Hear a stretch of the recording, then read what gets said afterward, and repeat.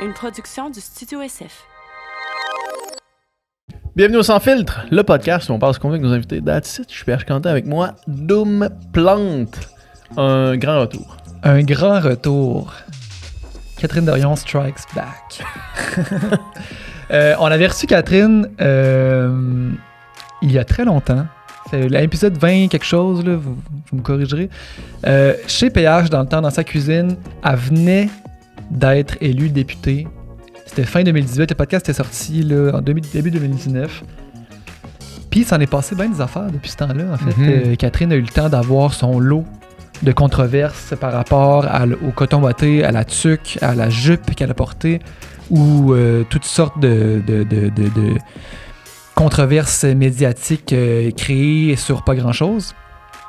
Et puis elle a le temps de finalement terminer sa carrière de politicienne pour retourner dans les arts, au théâtre, au cinéma.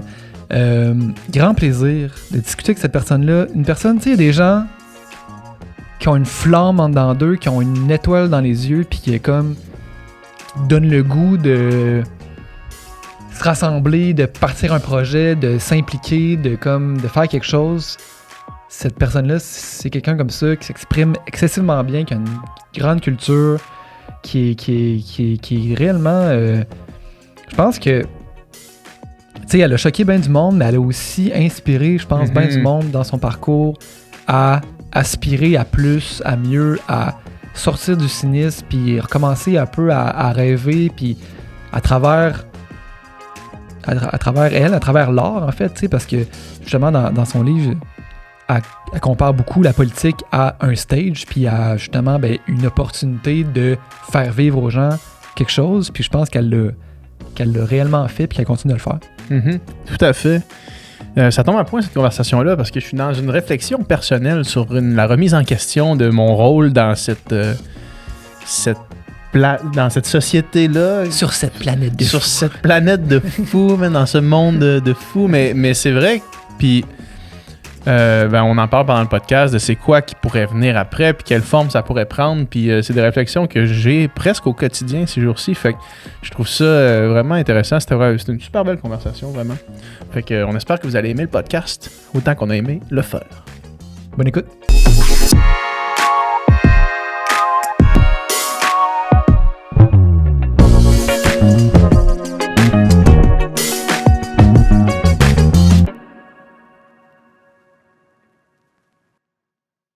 Mais non, on peut juste continuer sur cette lancée-là, mais c'est vrai, le temps... Puis quand tu quittes... là, ça a l'air super psychopop, mais quand tu quittes la société dans laquelle on est pendant un petit bout, puis tu reviens, tu réalises que c'est vraiment pas tout le monde qui voit ça de la même façon. Tu sais, la ponctualité, puis être pressé, puis vouloir accomplir plein de trucs en peu de temps. Là, tu sais, on est comme amarré dans une... T'sais, on est comme attaché dans une espèce de grosse machine où tout le monde faut qu'il fonctionne sur le même tempo parce que c'est ce qui fait que la machine mondiale peut fonctionner. T'sais. C'est comme n'importe quoi. S'il manque des boulons, s'il y en a qui sont slack, ça marchera pas. Fait qu'il faut qu'au lieu de toi adapter le temps à ton travail, moi, ça me prend tant de temps à faire ça. Moi, mon rythme, c'est ceci. Ben là, finalement, la machine, elle a son rythme. Puis, tu sais, à partir de notre plus jeune âge, on nous apprend le rythme, c'est ça. Fait que là, il faut que tu fasses ça. Fait que là, pas de niaisage. Puis c'est super violent, là, tu sais, comment ça transforme les gens, comment ça les rend stressés, mais comment ça transforme les cultures, les communautés, les modes de vie, tu sais, c'est tout ce qu'on perd à essayer de fitter dans ce tempo de fou. Pourquoi, au fond, tu sais, détruire la planète plus vite, tu sais, au final, là, tu sais. Effectivement, vers quoi on se dépêche, là, dans le fond, ça, là. Quand on regarde où ça s'en va, c'est vers quoi qu'on est si pressé de se rendre. Exact, tu sais, c'est ça, là. Quand tu sors du tempo, justement, au début, mettons, justement, là, tu prends les vacances, whatever, les premiers jours, c'est comme, qu'est-ce qui se passe? Là? Pourquoi, tu sais, comme, il faut que je fasse de quoi? Oh, ouais, c'est pas utile, je fous rien. Que j'accomplisse des choses avec mes journées. Après ça, productif. Une fois que tu acceptes ce beat-là, après ça, revenir dans le vrai beat, tu fais, je peux pas croire que c'est ça ma vie tout le temps. Vraiment, c'est clair. Ouais, juste des affaires super simples, genre marcher, tu sais. Marcher dans ma vie normale quand je suis comme dans le beat de la machine, tu sais. Je regarde à terre, j'ai les épaules un peu voûtées, puis je marche genre tac, tac, tac, tac, tac. Puis je suis partie en voyage 1 mois et demi, puis tu sais, j'avais peu à peu, mon corps s'habitue à avoir personne qui attend après moi, pas de tâches, la to-do list n'existe pas. Puis là, tu sais, je me redresse, je regarde en avant de moi, puis je marche vraiment lentement. À un moment donné, je faisais l'exercice, genre, OK, écoute la vitesse de ton corps, tu sais. Je m'en vais pas à une place précise, là, je marche dans la rue, tu sais, je déambule, puis c'était tellement lent, puis cool, là, tu sais, je me sentais comme, je sais pas, dans une petite toune de Caraïbes, là, tu sais, relax, là, il y a personne qui va se faire chier, qui attend après toi, puis tu sais, le feeling de bien-être vient instantanément. Le rythme lent permet à l'émotion, au sens de se mettre au diapason, puis de capter le monde, puis c'est là que tu te sens en résonance, puis que t'es pas dans genre... dans ta tête, dans la roue de hamster, là. Vraiment, vraiment. On t'a reçu, c'est ce qu'on disait avant le podcast, on t'a reçu en fin 2018. Le podcast est sorti, tu as checké tantôt, genre le 3 janvier 2019. Et je portais le coton watté. Tu portais le coton watté. Fait que orange. Fait que ça venait d'arriver. C'était celui-là, hein? Je pense que non, oui. ça venait pas d'arriver. Ah, c'était pas encore arrivé. Non, c'était juste à cette époque, ce n'était qu'un de mes vêtements. À cette époque célèbre tu sais encore. qu'il est rendu aux archives de l'Assemblée nationale. Ah ouais? Wow. Ainsi que mon costume d'Halloween de député. Puis bref, à cette époque-là, tu étais fraîchement élu, là, si je me trompe pas. Là, on est quoi? On est 5 ans... 5 ans et demi plus tard. C'est quoi qui a changé, la Catherine de ce temps-là et la Catherine d'aujourd'hui? Je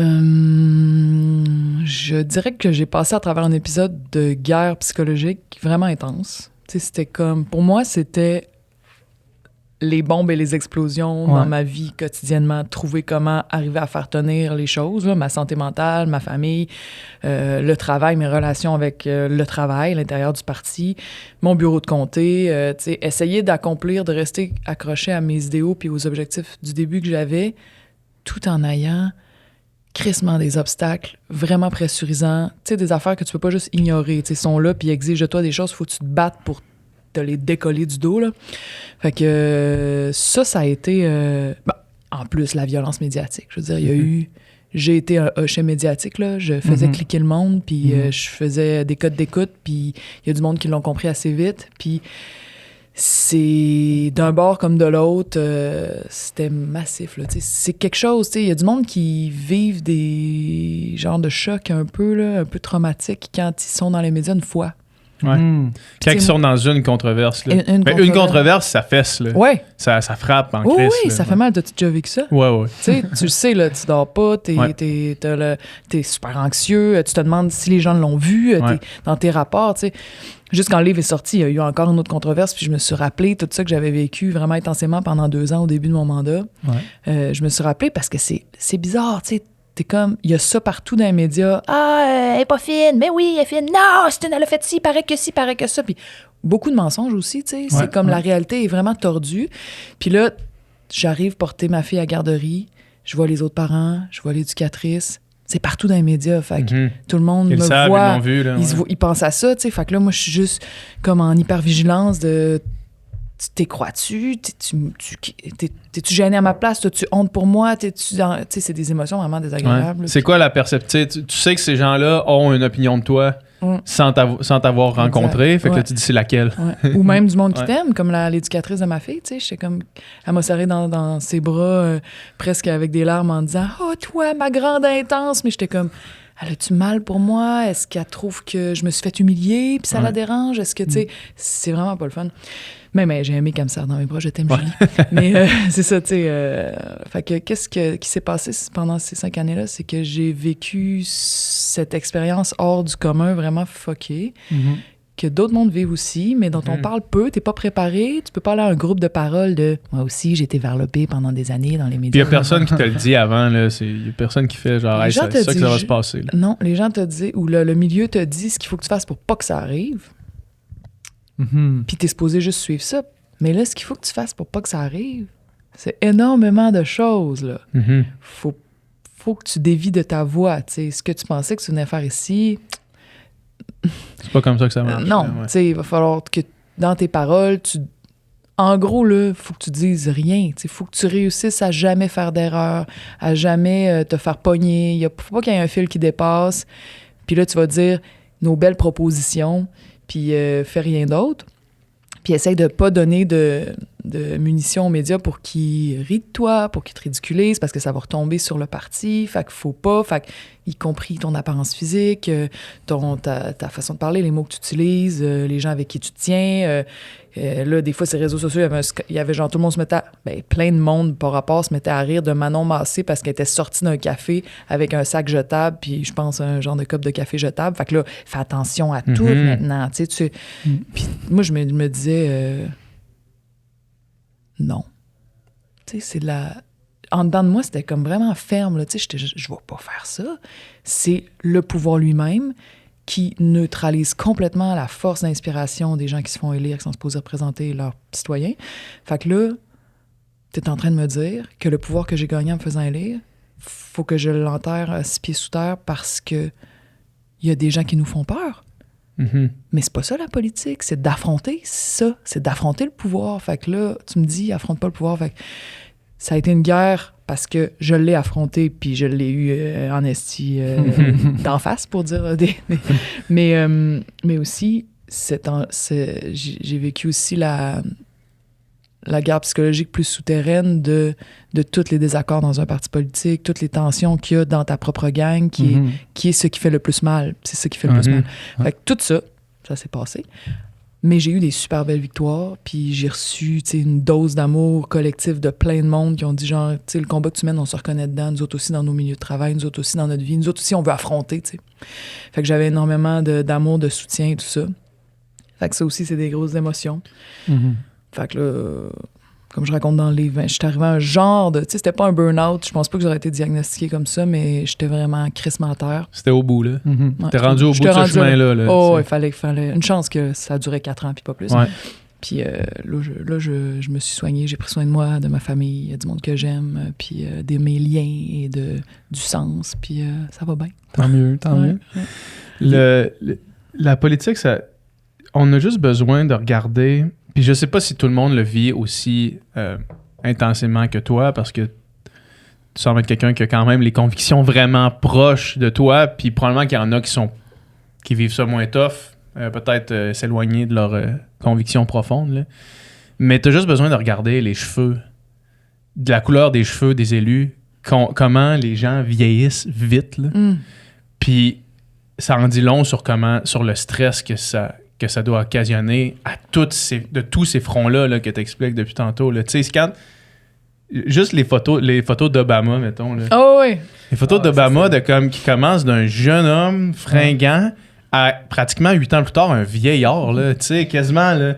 Puis qu'après la fin de ça, il redevient fringant. Tu sais, tu te dis, ah ouais, ça fait... Quand ton corps physiquement te montre ça, c'est quand même...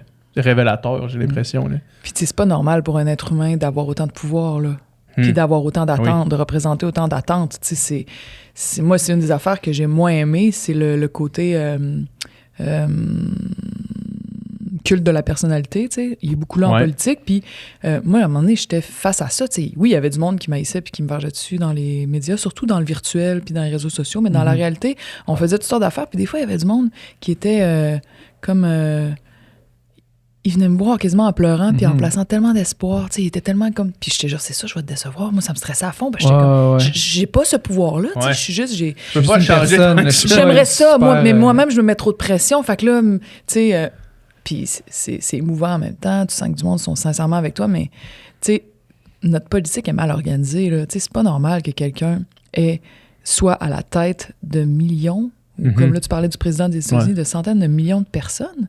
Tu sais, puis tout le monde pense que c'est lui le chef, puis alors que lui, il se retrouve pris dans un réseau de tensions et de pouvoirs divers qui portent plusieurs noms. On ne connaît pas les visages, les noms, souvent, tu sais, des entités qui représentent d'autres formes de pouvoir que le pouvoir politique.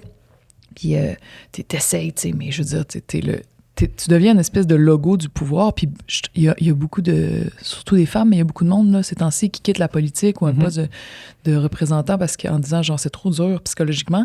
Puis je me suis dit, la dernière fois que c'est arrivé, je me suis dit, tu sais, il y a un problème parce que les raisons pour lesquelles on n'arrive pas à avancer aussi vite qu'on voudrait, c'est pas nécessairement de la faute des politiciens.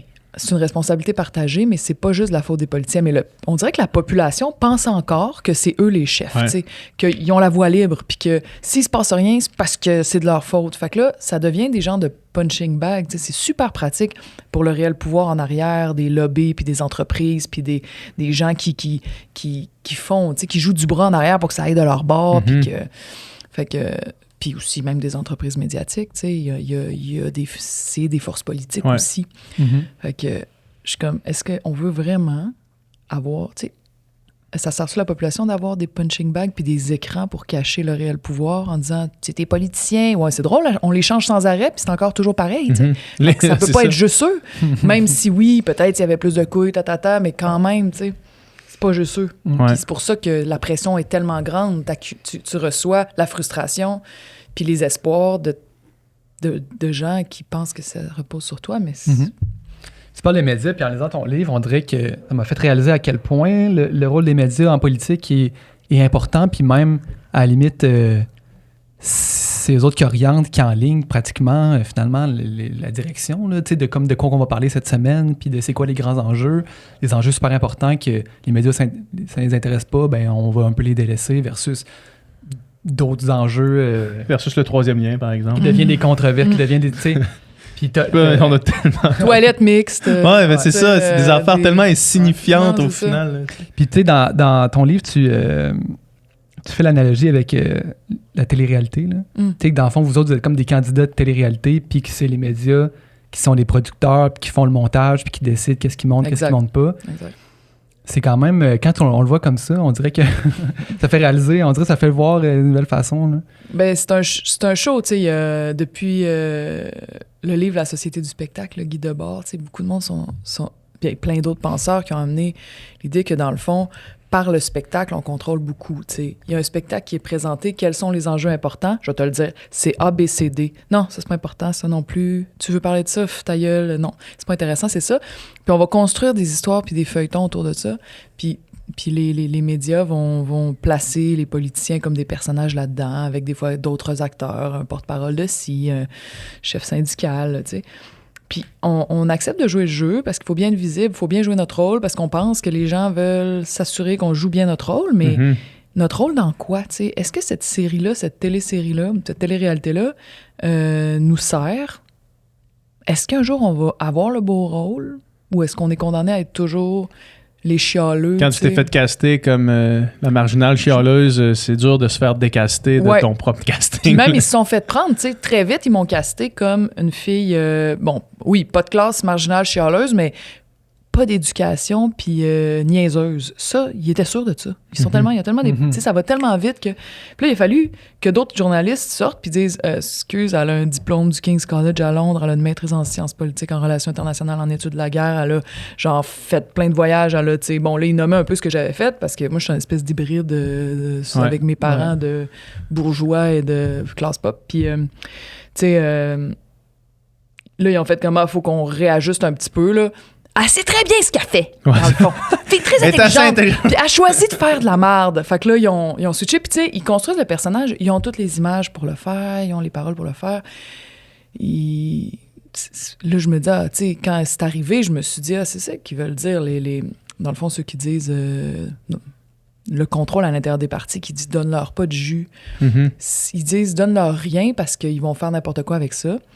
Mais en même temps, si tu leur donnes rien, ça veut dire que tu fermes ta gueule. Tu peux pas utiliser ta parole, puis c'est pour ça que tu as été élu souvent. Tu vas être complètement ignoré puis invisible. Ben, tu militeras pas, tu sais, tu vas pas... Puis moi, je me suis dit, si la parole est autant contrôlée, utilisée, détournée, tu sais, ça veut dire que ça a un réel pouvoir. Faut trouver comment l'utiliser, faut expérimenter, on va peut-être faire des erreurs, mais c'est pas vrai que se taire, c'est la solution. C'est juste s'effoirer devant les metteurs en scène du spectacle. Mais une des affaires que ça m'a dit, c'est que comme les médias font la télé-réalité, puis c'est eux les metteurs en scène, c'est eux les producteurs, les monteurs, ben nous, puis les médias sociaux, on peut dire c'est moins pire, mais il y a ça aussi, là, je veux dire, ça reste que c'est des algorithmes, puis que du jour au lendemain, ça appartient à un gars, du jour au lendemain, il peut dire, moi, ces contenus-là, je les veux plus, puis je veux plutôt ces contenus-là, on est complètement dépendant, fait que puis en plus, c'est des super capitalistes, fait que c'est pas... On peut utiliser, on peut s'en servir, on peut faire du judo avec ça, ça veut pas dire de pas les utiliser, mais de plus en plus, je me dis, la seule vraie manière de communiquer politiquement pour que ce soit démocratique puis qu'on se fasse pas hijacker le combat puis détourner ça, c'est le bouche à oreille, puis c'est les vraies rencontres. Puis ça a l'air, là, le monde va dire « Ouais, mais ça va être bien trop long. » C'est pas vrai. Moi, je viens du théâtre, puis tu sais, quand tu t'en fais un bon... Il y a pas beaucoup de pubs pour le théâtre, là, à Québec, tu sais. Puis quand il y a un bon show, là, ça prend 3-4 représentations, puis ta run se vend comme ça parce que le monde s'en parle, ça va super vite, tu sais. Moi, je crois beaucoup à ça, tu sais, la traînée de poudre. Si on fait vraiment attention à la qualité des moments qu'on passe ensemble, à comment on starte un mouvement, à éveiller la foi, construire des liens entre les gens qui partagent cette foi-là dans un avenir qu'on imagine, qu'on crée, tu sais, il faut imaginer l'histoire. Qu'est-ce qu'on veut qui remplace le capitalisme et le productivisme? Il faut le fabriquer, fait que ça commence par des rencontres, des réseaux d'entraide, tout ça. Puis quand tu sens le feu puis que tu as vraiment envie de faire partie de cette communauté-là, ça se répand. Mais ça, c'est du travail humain, c'est du travail de sensibilité, c'est tout sauf l'hostie de mensonge puis de fabrication de l'image dans quoi tombent toutes les partis politiques systématiquement tôt ou tard, tu sais. Fait que j'étais pris entre ça, tu sais. Moi, je croyais beaucoup à ça puis je savais que ça marche, tu sais. Puis de l'autre côté, le prix de ça, c'était de perdre un peu la bataille des médias. Quoique j'ai fini par la gagner sur le long terme aussi. Parce que justement, à cause du bouche-à-oreille, j'ai fini par... Mais ça signifiait de prendre des risques. Puis ça aussi, c'est une autre affaire à quoi les partis politiques sont allergiques. Ben oui, mais ça... Je vais aller fermer le rideau rapidement. Tu sais, un parti politique, c'est sûr que c'est imparfait dans le sens que c'est tout le temps un collectif de personnes, puis il n'y a jamais deux personnes pareilles. Fait que là, on essaie de s'entendre collectivement sur comme des grandes lignes ou c'est comme des grands principes, mais il va tout le temps avoir des différences entre toutes ces personnes-là puis des petits désaccords sur des trucs. Comment qu'on fait pour... Parce que, tu sais, le système politique il est basé sur le fait qu'il y a des partis puis le fait que faut que tu sois dans un parti pour être élu au pouvoir, pour pouvoir... Avoir des ressources. Avoir des ressources pour pouvoir mener à terme tes idées, etc., etc., Puis tu sais, toi, t'étais une grande revendicatrice de comme garder ton individualité puis genre, juste comme être qui tu es puis dire ce que tu penses, tu sais. Puis comment qu'on raccorde ça dans le système politique qu'on a en ce moment? Comment ça peut être possible? Ben, je pense pas dans le système politique. C'est ça. Je pense qu'il faut penser à des réformes, là, tu sais. Faut changer cette culture-là. Là. C'est pas juste une question de comment c'est organisé. T'arrives là, la culture est tellement forte qu'il faut que tu sois vraiment solide psychologiquement pour dire moi, je gérer différemment, c'est super dur, tu peux pas vraiment, tu sais, à long terme. Puis, pourquoi est-ce que, tu sais, tu dis, il y a plusieurs personnes différentes. Moi, je trouve que c'est une richesse. Si on est différent, si on a des sensibilités différentes, si on a des intérêts différents, mais qu'on souhaite tous un autre type de société, c'est juste une force. Mais sauf qu'il faut s'assurer que cette force-là existe. Puis, en ce moment, comment les partis politiques se sont constitués puis sont invités à se constituer, c'est que tu vas avoir une personne ou quelques personnes qui vont se retrouver au top puis qui vont avoir beaucoup plus de pouvoir sur comment on fait les choses, puis comment on approche les gens, puis comment on convainc les gens de notre projet, puis de vers où on s'en va exactement, que tous les autres. Fait que là, tu perds la richesse de cette diversité-là. Moi, quand je suis arrivée à QS, j'avais l'impression qu'on était un dream team. T'sais, on avait genre du monde, Manon Mancé, Sol Zanetti, Gabriel Nadeau-Dubois, Vincent Marissal, toutes des sensibilités différentes, Ruba Gazal, Émilise, la ruralité de gauche, j'étais comme wow. Puis, je me disais, wow, tous ces gens-là, il faut qu'on se mette de l'avant. Je pensais qu'on allait continuer comme en campagne à faire ça. On a continué, on l'a fait un peu. Mais au fil des années, le pouvoir s'est concentré. On est passé d'un parti qui avait 3 députés et qui avait donc pas tout l'appareil. On n'était pas assez nombreux en tant que députés pour avoir des ressources à l'Assemblée nationale comme groupe parlementaire, c'est-à-dire comme parti politique reconnu. Mais là, à 10, on l'a eu. Fait que là, il est arrivé plein de monde, plein d'employés qui allaient nous aider à faire notre travail. Puis là, ces employés-là étaient des militants super crinqués, full intelligents, qui avaient des diplômes, qui avaient fait des recherches, des enquêtes sur de trucs qui étaient comme, là, il faut qu'on fasse. Tout le monde avait avaient des désirs, des envies, des façons de voir hyper fertiles, qui se ressemblaient pas toutes, mais il y avait des connexions à faire. Tu sais, moi, je voyais ça. Je viens du milieu de l'art où on fait des créations collectives. Puis là, c'est « OK, qu'est-ce que vous avez le goût de faire? » Si tu as le goût de faire de quoi? Le désir, tu sais, c'est Jacques Brel qui dit « Le talent, c'est l'envie de faire quelque chose. » Écoute le désir des gens. Ils ont le goût de creuser sur c'est quoi cette petite compagnie-là, pourquoi on n'en parle jamais, ils ont crossé depuis ci, depuis ça. On va la faire l'enquête, on a des ressources, t'sais.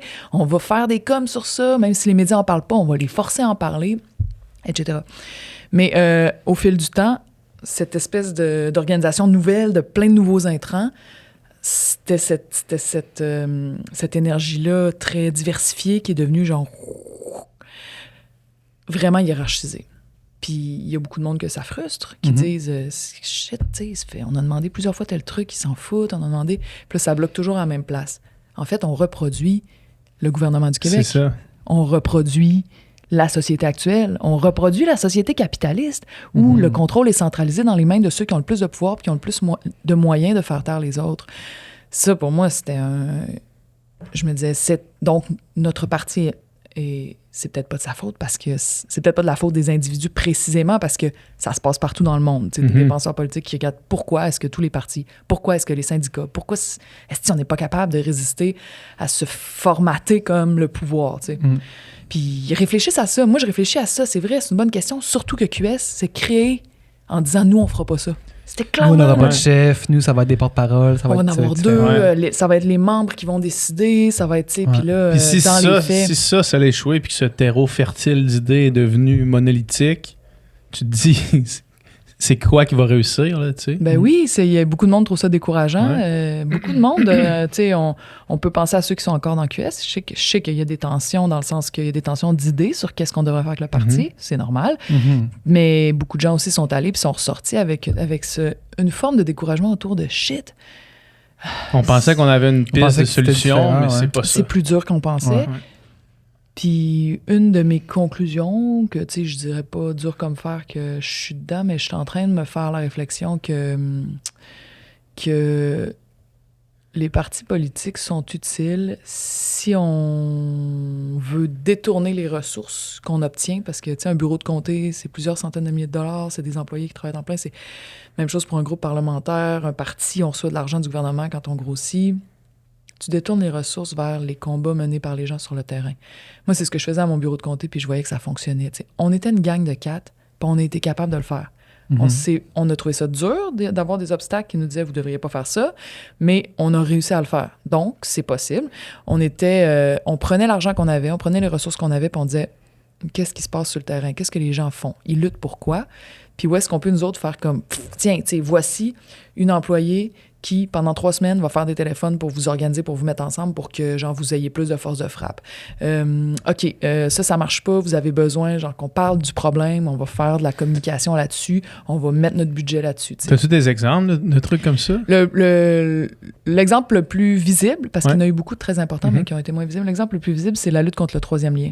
Quand on a commencé, il y avait l'opposition au troisième lien était faible parce que, puis bon, le troisième lien, c'est ce pont qui partait de la Rive-Sud de Québec vers Québec, qui sortait au centre-ville de Québec dans notre comté. Fait que là, nous, on était comme, Chris, on le voulait vraiment pas, mais 2, on voyait bien que dans notre comté, personne ne le voulait, puis c'était chez nous qui débarquait. Fait que là, mais ça faisait des années que les radios privées faisaient de la pub pro-troisième lien dans tous leurs éditoriaux, puis tout ça. Fait qu'on était un peu mal pris parce que les gens, même s'ils étaient contre, pensaient que tout le monde était pour.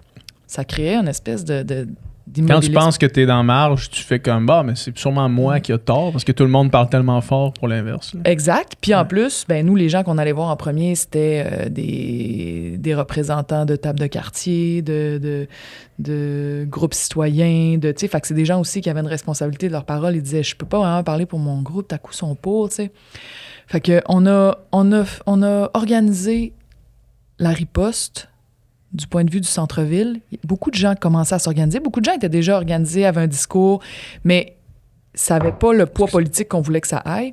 Fait qu'on a commencé avec une assemblée Là, encore, ça, c'est du travail qu'on a obtenu parce que j'ai été élue. C'est-à-dire que quelqu'un, Myriam Belaïchouche, qu'elle s'appelle, qui est un hostie de tank, elle a, mais de douceur, tout le monde l'adore, tu sais. Genre tank de douceur. Non, mais elle est comme, tu sais, OK, c'est ça qu'on fait. Là, elle prend le téléphone. Bonjour, comment va ta famille? Oui, écoute, on est en train de faire ça, puis ça serait vraiment le fun que tu sois là. Puis là, tout le monde a dit, ouais, mais je sais pas ce que mes membres de ceux que je représente pensent. Fait que là, on a rassemblé plein de représentants d'organismes, plein de représentants de mouvements dans une salle, en leur disant, ça sera pas un move anti-troisième lien, ça va être une assemblée pour exprimer nos inquiétudes. Pour qu'on puisse parler. Oui, ce qui était vrai. Mais on a appelé aussi les médias. Fait que là, tu avais des titres de « Vives inquiétudes contre le troisième lien », tu sais, les gens... Puis là, les gens se levaient, puis plus ils s'entendaient parler, plus ils réalisaient qu'ils n'étaient pas tout seuls. Fait que là, ça créait une force collective, ça créait quelque chose qui venait vraiment du terrain, puis où les gens, après, se parlaient. Je dis, vous êtes sur tel groupe, on va se mettre en contact, tu sais. Puis là, ça crée comme une électricité, la chimie pogne. Fait que nous, c'est le rôle qu'on voulait jouer. En plus que tu parlais au début, là, de bouche à oreille, puis de comment ça peut s'embraser rapidement. Là, quand exact. Ça, Puis, tu sais, si ça devient top-down avec une seule personne, si nous, on avait dit on va leader ça, ben puis qu'on avait voulu être top-down, les entreprises top-down, ils enlèvent la motivation en bas. Il n'y a personne qui aime ça, être un exécutant. Fait qu'on voulait pas ça. On trouvait ça extraordinaire que le monde se parle puis se réseaute. Puis la fois d'après, c'était une soirée contre le troisième lien. Là, tout le monde s'était rendu compte qu'ils étaient contre. Ils avaient demandé à leur gang. Tout le monde était contre. Ça, on veut pas ça. Là, on va chercher les informations. On les placarde sur des panneaux d'autoroute. Le troisième lien, c'est 5000 voitures de plus ici chaque jour pour que même les gens qui prennent leur auto constatent que c'est pas vrai que ça va être un avantage. Tu sais, ça va ruiner leur quotidien, là, même si la fois dans le mois qu'ils vont aller sur la Rive-Sud, ça va être mieux, tu sais. Fait que... Puis là, on relayait la voix des maires de l'Est du Québec qui disaient « ça n'a pas rapport, on n'en veut pas, nous autres non plus », tu sais. Puis là, on s'est mis à mettre des ressources dans donner de la force au mouvement du terrain puis aux voix du terrain, puis, tu sais, Fait que là, tout à coup, le centre-ville de Québec était contre le troisième lien. Puis ça donnait... À partir de ce moment-là, c'est dit, on a gagné cette bataille-là. Là, on va nationaliser l'enjeu. J'étais rendu avec le dossier transport à QS. Fait que là, c'est les ressources de l'Assemblée nationale avec le monde à la recherche, les gens au com. Là, on s'est mis à dire comment on fait pour faire en sorte que ça soit plus juste un enjeu de Québec, mais que finalement, tout le Québec dit « fuck ton petit projet poche », on le veut pas. Puis on a réussi. Tu sais, ça a fonctionné. Ouais. C'est pas nous, juste nous. On a joué un rôle qui, à mon avis, a été important dans faire en sorte que tout le monde qui étaient contre réussissent à s'unir ensemble. À s'unir ensemble, tu sais. Fait qu'on était une pièce du puzzle, c'est ça qui est extraordinaire. Mais là, il ne faut pas que le parti puis les députés se prennent pour la tête, pour le spearhead de la patente, parce que la tête de proue de la chose, parce que c'est pas vrai. C'est le monde. On n'est pas une force, un parti politique tout seul, tu sais. On repose sur rien, puis on a juste un rôle à jouer là-dedans. Moi, j'aurais voulu qu'on fasse ça partout sur le territoire, tu sais, chaque fois qu'il y a une lutte environnementaliste, chaque fois qu'il y a une lutte égalitaire, chaque fois qu'il y a une lutte contre l'exploitation, tout ça, l'oppression de toutes sortes, tu sais. Parce que si on avait fait ça, qu'on est là pour les agriculteurs quand il arrive des problèmes, qu'on est là pour les pauvres quand il arrive des problèmes, le salaire minimum, des choses comme ça, les locataires, ben si on est vraiment dans cette forme d'organisation-là, les gens remarquent ça, puis sont comme... c'est là qu'on développe des liens de confiance, puis qui disent, ben c'est tout cas, je pense que je comprends à quoi ça sert un député solidaire, puis j'ai vraiment envie qu'on en gagne plus, puis je vais vous aider aux élections, tu sais. Je te demande pas d'avoir ça tatoué sur le cœur, c'est est-ce que ça t'a été utile, t'sais. Fait que j'ai pas été tout seul à faire ça. Il y a d'autres mondes qui ont fait ça dans QS. Il y a d'autres mondes qui ont fait ça dans d'autres partis aussi. C'est des façons de voir, puis ça crée quelque chose. Mais moi, je voudrais qu'à un moment donné, ça soit ça, le plan, tu sais, d'un parti politique. Mais est-ce que ça se peut? Moi, je te dis, on l'a réussi au bureau de comté. Est-ce que ça se peut à plus grosse échelle? Sûrement. Je peux pas croire. Tu sais, je pense qu'il y a un modèle, une culture de leadership, là, pour parler comme le monde en management, là, qui peut être meilleure que celle qu'il y a en ce moment à QS. Tu parles dans ton livre de Gabriel, tu sais. Puis, tu sais, c'est ça qui a fait, je pense, un peu controverse là, quand ton livre est sorti. Puis, bref. Puis t'en parles justement, j'ai l'impression, tu sais, Gabriel, on l'a reçu plein de fois ici, puis c'est quelqu'un qu'on apprécie, là, puis qu'on trouve extrêmement talentueux, puis genre inspirant même, là. Puis j'ai l'impression que... j'ai aucun doute que ce gars-là fait tout ce qu'il fait par conviction puis avec son cœur, tu sais. Après ça, je le connais pas intimement comme toi. Ça se peut-tu que vous avez juste une vision complètement différente, fondamentale sur comment arriver à ses fins, finalement. Comment essayer d'influencer positivement le Québec avec ses convictions et ses idées. J'ai l'impression que, tu sais, lui, il est plus, justement, il y a un système qui est là, il y a des règles, il y a un jeu de Monopoly, on va essayer de jouer le mieux possible pour gagner la game de Monopoly. Alors que moi, je suis comme... on brûle le jeu. T'es comme ma soeur quand on joue à risque puis qu'elle se mettait à perdre. Là. Oh. Elle flippe, ça fait 3 heures qu'on joue, elle flippe la carte. Là. Non! Non, mais moi, j'étais... On dirait, tu sais, lui, j'ai l'impression, c'est comme... On va jouer selon les règles, on va essayer de jouer le mieux possible. Toi, c'est comme fuck les règles. T'sais. Mais est-ce que vraiment, si on interrogeait, c'est une bonne question, si on interrogeait le peuple ou même les Occidentaux, on est un peu au top de la planète en ce moment comme peuple, mais en même temps, on a un gros sentiment d'impuissance sur nos dirigeants. Fait qu'on est là à servir un système, mais on se sent mal parce que pas vraiment, on sait que ça n'a pas vraiment de sens. Si on leur demande ce système-là, est-il à respecter ou à remplacer? Je suis pas sûre que le monde voudrait garder ce système-là. Je pense que la foi dans ce système-là est proche de morte. Puis je parlais de Alexei Yurchak, un historien soviétique dans mon livre, qui disait, en URSS, dans les dernières années de l'URSS, il n'y a plus personne qui pensait que c'était vrai, cette histoire de gouvernement du peuple avec tout le monde égal, puis genre, tu sais, on est des communistes, là, puis c'est ça, puis ça va nous amener dans le bonheur éventuellement quand on aura fini la transition. Puis personne ne croyait ça, là. Tout le monde savait que c'était faux. Le monde savait que le gouvernement mentait, et le gouvernement savait que le monde savait qu'il mentait, puis...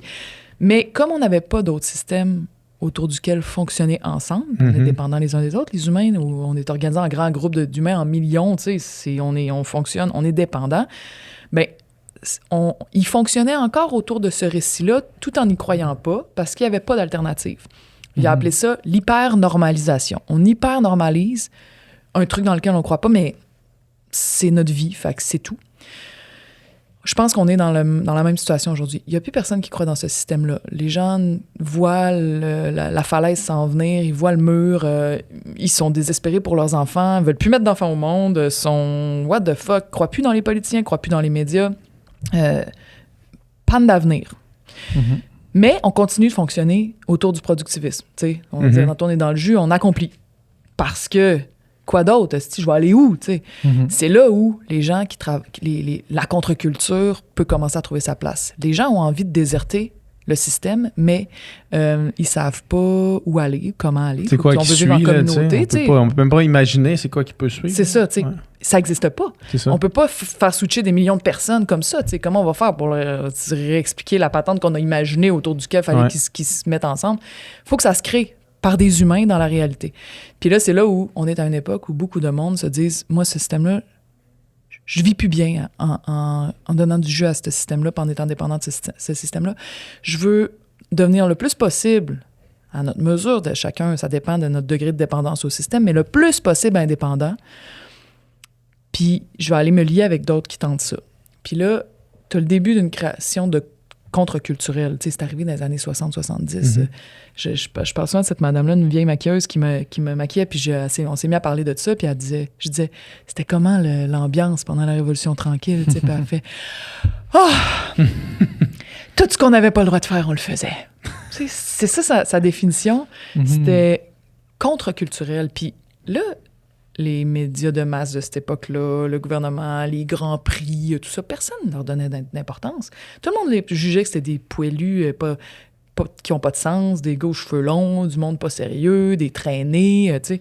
Eux autres, ils étaient en train de bâtir la nouvelle société où on jugerait pas les femmes divorcées, où on serait plus libre de changer de métier, où on écouterait plus notre cœur, où on ferait l'amour et non la guerre, tu sais. Fait qu'ils ont commencé à créer cette contre-culture-là, puis à un moment donné, à tout balayer. Tu t'es même pas... Ils se sont battus, bien évidemment, contre le système ancien, mais c'était presque comme enfoncer une porte ouverte, parce qu'à mesure que ça grandissait... C'était rendu trop gros. Le bonheur était vers eux. Les gens, à un moment donné, ont déserté, tu sais.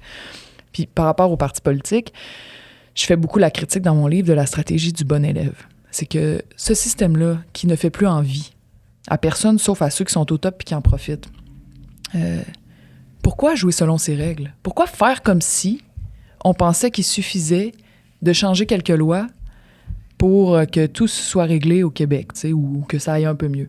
Je pense que quand on dit, moi, je vais jouer selon le système, puis je vais faire la stratégie du bon élève, c'est-à-dire montrer aux médias que je suis un bon garçon, montrer au pouvoir que je suis pas menaçant, je suis une personne sérieuse, je vais fonctionner, je vais rien changer, bien, en fait, ce que tu fais, c'est baisser les attentes le plus que tu peux. Puis qu'est-ce que ça a comme impact? Bien, les gens qui veulent changer le monde ne croient plus en toi. C'est ça. T'sais. Fait qu'ils se disent, ouf, ça... OK, peut-être du monde vont voter, tu sais, je sais pas comment ça va être la prochaine. Moi, je souhaite pas de mal à Québec solidaire dans l'état actuel des choses, mais je ne crois pas en la stratégie du bon élève. Je pense que c'est un cul-de-sac assuré, puis que, OK, peut-être que le but, c'est d'avoir une espèce de NPD, là, comme au fédéral, qui va toujours être là comme la bonne conscience du Parlement. Mais je pense pas que c'est pour ça que Québec solidaire a été créé. Je pense pas. Là, je m'avance, j'ai pas questionné tout le monde. Je pense pas que pendant 15 ans, du monde a fait du porte-à-porte pour ça. T'sais. On dirait J'ai l'impression que quand vous êtes passé comme de 3 à 10, ça c'est vraiment mon impression de l'externe, là, c'est qu'il y avait pas l'impression, du moins j'avais pas l'impression que c'était un parti comme les autres. Puis j'ai l'impression que ça en est devenu un après. Ouais.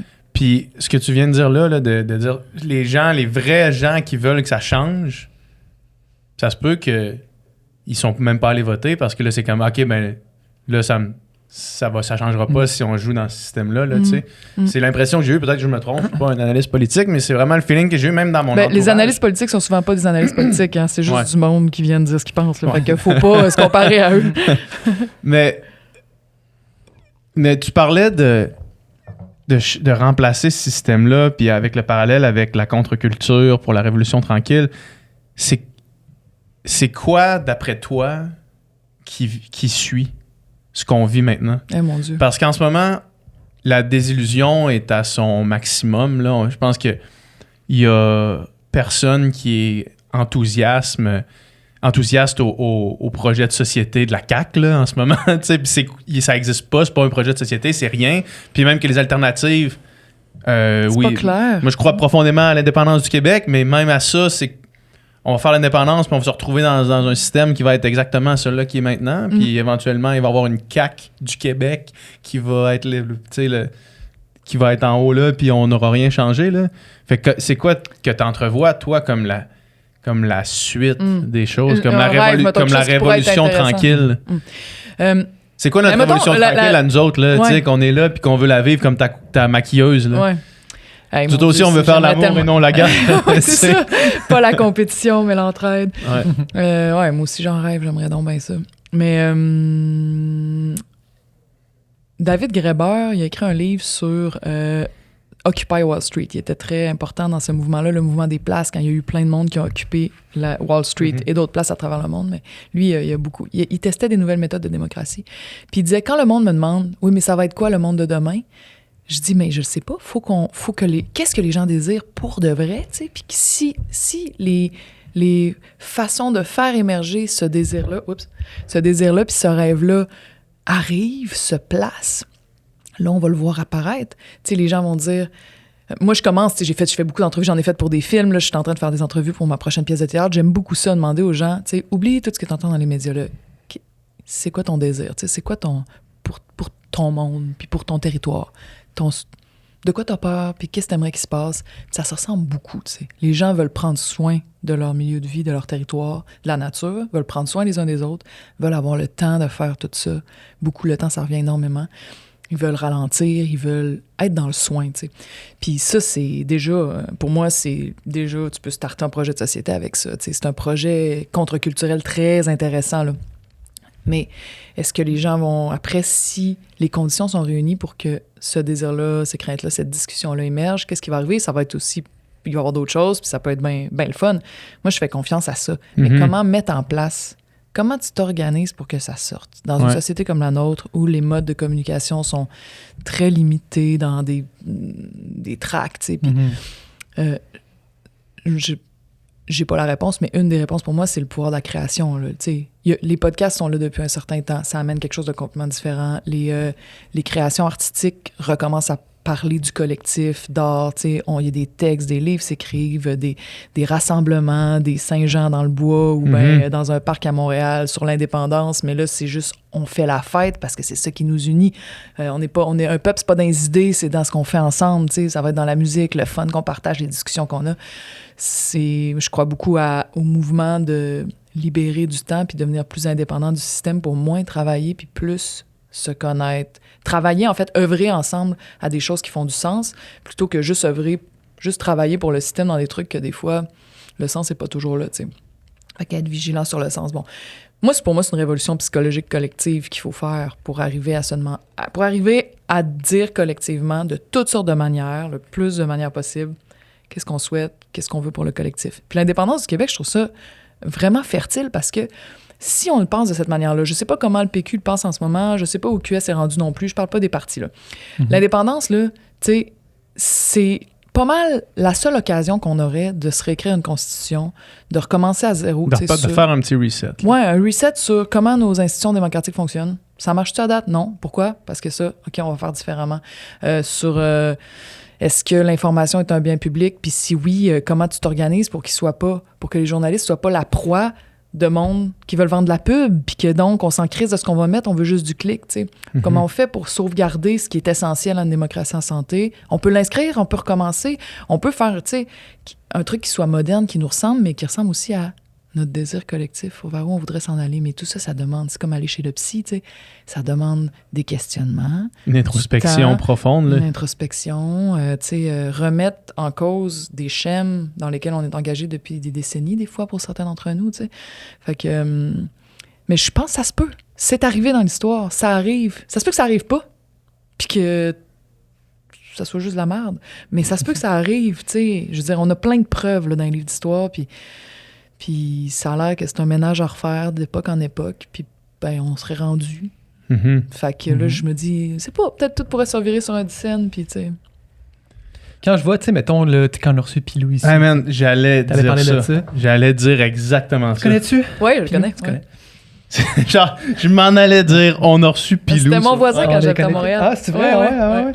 Tu sais, lui, il a fait le choix, il a quitté Montréal, il est retourné dans son coin, tu sais, il est retourné à Saint-Adrien, s'établir là, puis créer non seulement de la musique, de l'art, mais une communauté d'artistes, d'ingénieurs, de monde qui ont des idées pour faire une espèce de village, une espèce de hub de création incroyable, puis sur tous les plans, là, que ce soit artistique, mais même technologique, puis c'est ça qui répond quand même aussi au capitalisme comme on le connaît, là, dans le sens où tout le monde réussit à gagner sa vie dans ce système-là, tu sais, puis bien. Là, mais le fait qu'il y a une communauté qui se tient fait que tout le monde s'élève vers le haut ensemble. Puis genre, ça fait de quoi complètement incroyable. J'ai l'impression que si ce modèle-là répété à la grandeur du Québec, ça serait incroyable. Ben, je pense qu'il y a des modèles de même partout au Québec. Je pense que c'est en train de... Moi, je vois plein d'affaires sur le terrain qui me donnent vraiment espoir. Là. Puis, tu sais, des fois, c'est des petites communautés qui ils vivent ensemble, ils veulent... Tu sais, il y a aussi ce côté-là. Quand tu as une communauté forte, quand tu travailles sur une communauté forte, une gang, puis que tu vis vraiment proche, puis que tu te... qu'est-ce qui arrive, dans le fond, c'est que tu as plein de besoins que normalement tu aurais dû payer pour. Là. Dans mon livre, je fais je donne l'exemple du déménagement. Fait que là, quand je veux déménager, je suis gênée de demander à mes amis parce que tout le monde est dans le jus, ils n'ont pas le temps, puis là, ils sont fatigués, ils ont des enfants. Non. Je vais plutôt engager une entreprise de déménagement. Fait que faut que je paye. Puis j'ai rien contre l'entreprise de déménagement, là, mais je veux dire, faut que j'y paye, donc faut que je travaille avec, tu sais, faut que j'aille chercher de l'argent dans le système. Ouais. Le système possède l'argent. Là, je suis pas tout le temps meilleur que ce qu'on aurait fait nous-mêmes. Quoi, vous êtes pas déménagé? Non, on a fait affaire avec une compagnie de déménagement une fois, puis on aurait dû le faire nous-mêmes. Les gars sont venus, il y avait en tout cas, il y avait jamais fait ça, il n'y avait pas d'équipement, ils étaient comme, ils ont mon proprio, il avait un beau plancher de bois franc, il était tellement fier de son plancher, les gars, ils ont scratché le plancher au complet avec le frigidaire. Il a fallu que Dom puis moi, on va le prendre, les gars, arrêtez. Ouais. On a payé le frigo à deux. Puis... bref, même quand tu payes, des fois, c'est pas mieux. Ah bon, c'est un exemple. Fait que là, genre, tu sais, tu payes, t'es dépendant du système. Mais si tu dis, OK, je vais faire un effort, là, parce que je veux sortir de mon isolement, disons, en termes communautaires d'entraide. Okay? Je travaille beaucoup, j'ai pas le temps d'aider les autres, fait que je suis obligée de payer, tu sais. Bon. Mais mettons que là, je commence, puis je dis, j'appelle mes amis, voulez-vous m'aider à déménager? Il y en a 4 qui viennent, puis là, en plus, on passe une belle journée, on fait de l'activité physique. Généralement, c'est plaisant, tu sais. Puis là, la fois d'après, l'autre veut refaire sa terrasse, puis il me relance, puis là, j'ai un peu pas le choix, tu sais. Ça me tente ou pas, j'y vais. Je vais passer une autre belle journée au grand air à faire de quoi de le fun avec un ami, parce que j'ai pas le choix. Puis là, on se développe comme ça une économie informelle qui repose pas sur l'argent, qui repose sur je t'ai aidé, tu vas m'aider, on s'aide, tu sais. Puis là, ça devient un peu comme une assurance, tu sais, j'ai un réseau. Si ça va mal, j'ai du monde. Je connais quelqu'un qui est capable de faire ça, quelqu'un qui est capable de faire ça. Puis là, vu que tu en as besoin, mais tu veux être utile à cette communauté-là. Pensez à toute l'énergie qu'on a mis dans vouloir être utile au système, tu sais. Comment le monde vire fou avec ça, là. Ah oui, je vais dire oui à tout, tu sais, quand on est plus jeune, là. Hein, oui, tu sais, on embarque parce on a peur de pas avoir du système ce qu'on a besoin. Fait que faut qu'on y montre qu'on est utile. Puis comme ça, je vais avoir de l'argent, puis ça, c'est mon indépendance. T'es pas indépendant. T'es dépendant du système. Anyway, t'es dépendant.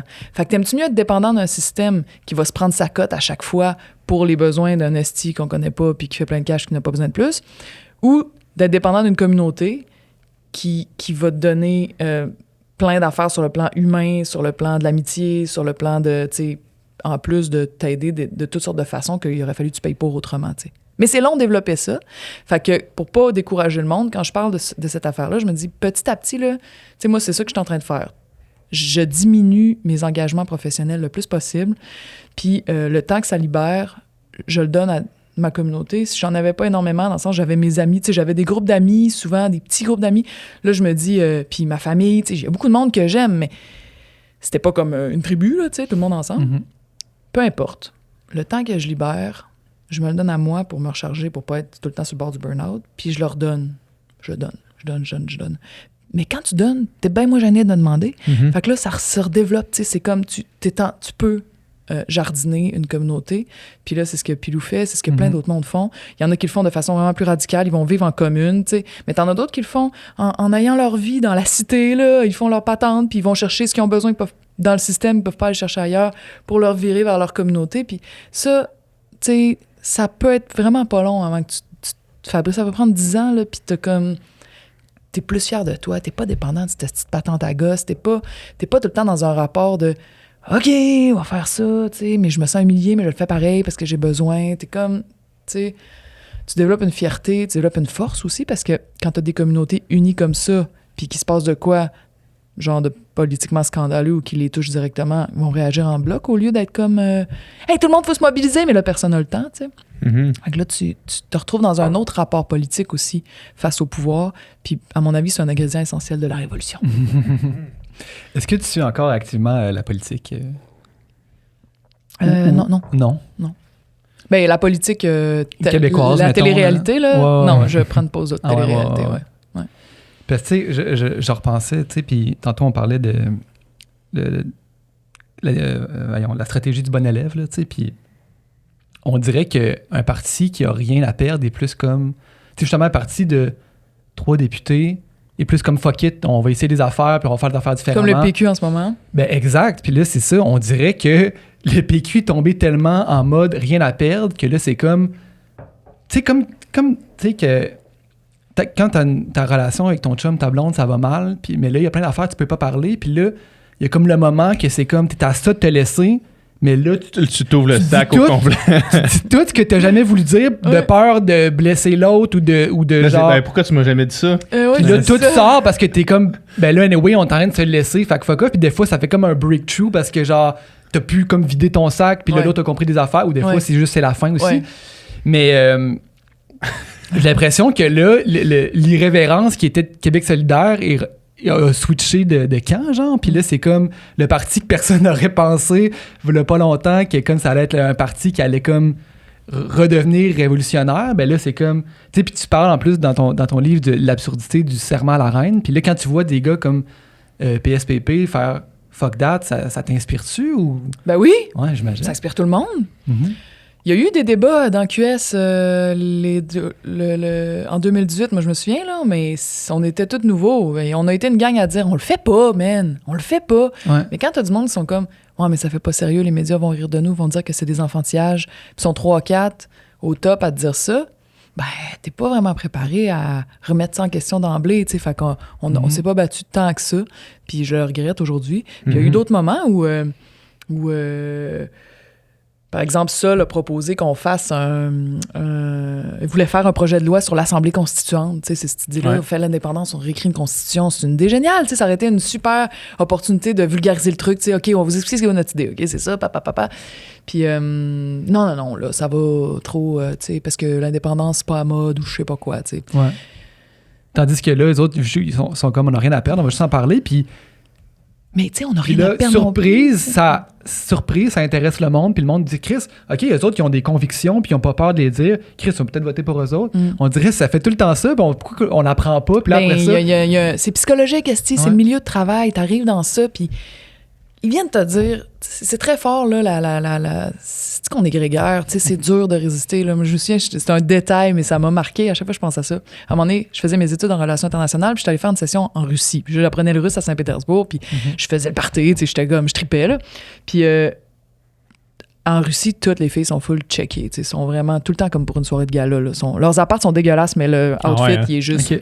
Fait que là, moi, je fitais vraiment pas. Tu sais, j'avais l'air de... J'ai peut-être pas trouvé ma gang non plus, là. C'est sûr qu'il y a des tu sais, bon, en tout cas, mais là, j'étais... T'as des punks en Russie aussi. Ouais, il y a des punks, c'est sûr, mais je les ai pas trouvés. Puis là, j'étais... au bout de 3 semaines, tu sais, j'avais donc bien envie de m'acheter des talons hauts, tu sais, puis du petit... J'étais comme, c'est donc bien bizarre, tu sais, c'est pas moi. Je sais que c'est pas moi. Je me suis acheté du linge que j'ai mis là-bas, puis quand je suis revenue, ils ont été 10 ans dans des sacs, puis je les ai donnés à la fin parce que c'était pas moi, là, mais... T'sais, juste la pression de vouloir comme féline, en fond. Mais c'était même pas tant que ça une pression. Ouais, c'était devenu un désir, vraiment. Là, j'étais là, je me regardais puis je me trouvais vraiment drôle. En tout cas, j'ai le goût pareil, je vais le faire. Ouais. Puis je pense qu'en politique, il y a de ça. Il y a beaucoup de monde qui sont comme, ah, mais tu sais, c'est le fun. On est comme... On est des politiciens, tu sais. Puis tout le monde m'admire puis dit, Madame la députée, partout où je me promène, tu sais, la pression est là. Il y a quelque chose de le fun si tu te laisses couler. Puis les moments où tu dis non, là, par exemple, me laisse pas couler là-dessus parce que ça, je l'accepte pas, tu rencontres tellement d'adversité qu'on a quand même... Ça t'encourage pas à leur faire. Puis on a une quantité d'énergie limitée, surtout quand tu fais des heures comme les politiciens font, parce que tout le monde veut les voir, fait que là, ils se garochent partout, puis t'es fatigué, fait que quelquefois oui, mais là, quand les médias te donnent un coup de matraque sur la tête, quand ton parti te donne un coup de matraque, à un moment donné, tu sais, la tentation devient t'es fatigué, tout le monde est fatigué, tant pis, tu sais, c'est ça, là, c'est ça l'histoire. Fait que moi, je comprends que ça fasse ça irrémédiablement presque, là, tu sais, puis ça serait le fun. Moi, tu sais, tu dis, le parti n'a rien à perdre, donc il propose l'indépendance, le PQ en ce moment. QS non plus n'a rien à perdre. Ouais, je veux dire, on est là, la société n'a rien à perdre, on s'en va dans un effondrement écologique, les crises économiques, ça va être de pire en pire, la situation de nous aller à l'épicerie puis la payer, ça va être de pire en pire, tu sais, tout. Comme, c'est pas... On n'a pas grand-chose à perdre. Je veux dire, il faudrait tenter quelque chose. Puis, mais quand tu rentres dans... C'est pour ça que c'est une question de système, même de milieu social, milieu professionnel, tu sais, journaliste. Tu sais, les journalistes, il y en a qui sont très, très près là, des cabinets de ministres. Puis ils font partie quasiment de leur game de com. Tu sais, t'en as d'autres qui sont près de d'autres partis. Puis j'ai parlé dans mon livre de comment les journalistes déterminaient, comment les médias déterminaient l'agenda politique tout seul. Mais j'ai réalisé avec la sortie du livre à quel point les spins des partis politiques sont importants. T'sais. Chaque parti politique a du monde qui font juste passer la journée au téléphone à spinner des journalistes. Là. Ouais. Puis t'as des journalistes qui sont comme, je déteste être spinné, arrête. Puis t'en as d'autres qui sont comme, d'accord. Puis moi, je sais exactement c'est lesquels, ceux de QS, puis ceux de... Puis là, j'ai lu, puis je fais, ils ont spiné, tu sais. Fait que... Ouais. Ça, c'est la chose la plus... clair et obvious là, quand tu lis un article, c'est de savoir d'où la nouvelle vient. C'est la chose la plus facile au monde entier. Puis il y a des genre, tu sais, les journalistes, tu sais lequel va dire quoi avant même de lire l'article. C'est ridicule à quel point c'est loin du travail de journaliste, on dirait. Mais c'est vraiment simple à voir. N'importe qui lit un petit peu là, les nouvelles de temps en temps là, tu vas toujours voir les mêmes patterns des mêmes personnes avant même de lire l'article. Les chroniqueurs, c'est encore pire. Il y a des journalistes quand même qui sont un peu, tu sais, tantôt je disais comment c'est dur de pas suivre la gang, là. Tu sais, t'as des journalistes qui réussissent à le faire, mais souvent ils se fatiguent plus vite, puis eux autres aussi, des fois, font des burn-out. Mais ils suivent rarement la politique, c'est les journalistes de fond. Il y en a quelques-uns, je te le dis, là, je l'ai vu, là, tu sais, il y en a que c'est comme, OK, lui, il essaye vraiment, là, l'idéal du journalisme, il sait c'est quoi, puis il est crocheté dessus, mais ils sont, je pense qu'ils sont minoritaires. Ils sont peu nombreux. T'es-tu plus désillusionné en 2024 que t'étais en 2018? Pensant peut-être dans ce moment-là que t'allais changer le système de l'intérieur puis que le fait d'être dedans, ça allait comme... Finalement, t'es-tu rendu compte que le système était trop fort puis qu'il fallait trouver d'autres méthodes hors justement du système? Ça dépend des jours. Là, il fait soleil, fait que non, là, je suis comme plein d'espoir. Okay. Genre... Arrive souvent printemps, soleil, ouais. On va changer le monde. C'est ça, exact. Hier, c'était moins le fun. Là. Ouais, non, c'est ça. Exact, t'as tout compris. Mais quand je suis plus dans le côté dark, je me dis, hey, le pouvoir est vraiment plus puissant que je pensais. Puis, tu sais, j'ai pas été haut, là. Tu sais, ça veut dire que plus haut, c'est encore plus vache puis plus ras.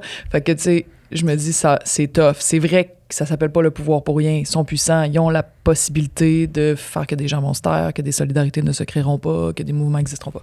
Fait que, puis de mener du monde dans des burn-out. Puis quand tu parles de I, là, le pouvoir en haut, c'est la CAQ ou c'est en haut de ça, il y a encore plus... je parle pas d'Illuminati, mais je parle de les entreprises, les lobbyistes, genre tout ce pouvoir-là, l'argent. Je vois toutes les structures. Fait que le monde à la tête des partis, le monde à la tête du gouvernement, le monde à la tête des lobbies, le monde à la tête des compagnies, des multinationales, le monde à la tête des autres pays à côté. Là, je veux dire... Mais le pouvoir, même quand il est de gauche, le pouvoir, c'est le pouvoir, puis c'est jamais bon. Ben, d'après moi, un pouvoir... top-down, puis hiérarchisé, où les décisions se prennent toutes par la même petite clique, qui se dit de gauche, il agit pas en genre de gauche, tu sais. Puis je faisais, dans mon livre, je faisais juste, tu sais, c'est une affaire qui m'a flashé à un moment donné, je me rappelle, j'étais allé jouer au bingo avec mon chum dans notre quartier pour découvrir notre quartier, voir qui allait au bingo, puis on avait passé une super belle soirée, puis à un moment donné, ça m'a popé dans la tête, genre, pendant que je jouais au bingo, j'étais comme, quelqu'un qui a peur du pouvoir médiatique, ou quelques-uns, des gens, des politiciens, mettons, qui ont peur du pouvoir médiatique, qui ont peur de ceux qui sont en haut, puis qui pourraient leur donner des petites tapes de « t'as pas bien agi », là, et qui se crissent des critiques venues d'en bas, des gens qui sont en dessous d'eux dans le parti. Ben en fait, il met son énergie pour ceux d'en haut. Quand t'as peur puis tu veux plaire à ceux d'en haut, puis que tu te crisses des critiques venues d'en bas, tu travailles pour ceux d'en haut. Donc, c'est l'inverse de la gauche, ça. Mais bien sûr, tu peux avoir dans ta tête des idéaux de gauche, puis tu peux dire, si je suis au pouvoir, moi, je vais faire de transport en commun, plus, réduire les inégalités. C'est pas incompatible. Tu peux réussir à faire moins pire, tu peux, tout en faisant pire à certains endroits. Tu sais, c'est pas... Il y a pas genre, c'est un diable ou c'est un ange, ou tu sais, je vois pas ça comme ça. Je vois ça comme des humains qui sont pris dans des structures complexes puis qui se voient pas tout le temps puis qui sont pas toujours capables d'autocritique. Puis moi aussi, j'ai fait plein d'erreurs où il y a sûrement des affaires que j'ai pas vues, tu sais, puis que d'autres pourraient me reprocher. Puis c'est la vie, on est tous dans une jungle mouvante, extrêmement difficile à analyser. Mais bref, quand je parle du pouvoir, je parle de ceux qui ont du pouvoir sur d'autres mondes. Puis ça, il y en a, là, tu sais, je veux dire, des PDG de Sius, on pourrait... Mais ça peut être aussi, Chris, des fois, des gens à tête de syndicat, là, même s'ils sont supposés travailleurs, Fait que je sais plus ce que je disais sur le pouvoir, mais tu me demandais c'était qui le pouvoir, ouais, c'est ça. Ça répond à la question. Ouais. Alright, bon, il va falloir te laisser aller très bientôt, là. Mais parce que t'es à Montréal puis ton horaire est très chargé quand tu es à Montréal. Ouais, mais c'est quoi qui t'occupe là maintenant depuis que t'es plus en politique? C'est quoi que tantôt tu disais tu donnes à la communauté, mais sinon concrètement, tu tournes dans... Je travaille moins, mais je fais aussi... on est en train de créer un show de théâtre, ça s'appelle Sciences Po 101. Tu sais, toutes les questions dont on parle depuis tantôt, puis tu sais aussi, faut-tu faire de la politique? Qu'est-ce qu'on accorde à ça? Qu'est-ce qu'on essaie de faire avec ça? Est-ce qu'il y a de l'avenir? Est-ce qu'il y a de l'espoir pour l'humain? Ou genre on est condamné à être trop fort pour la Ligue puis à tout scraper, tu sais? Ou est-ce qu'il y a un espoir? Puis si oui, il est où? Puis c'est un show interactif vraiment trippant. Fait que le but, c'est d'émouvoir le monde puis de leur donner le goût de recréer de quoi. Genre de Jamie Hydro de la politique, genre? Ouais.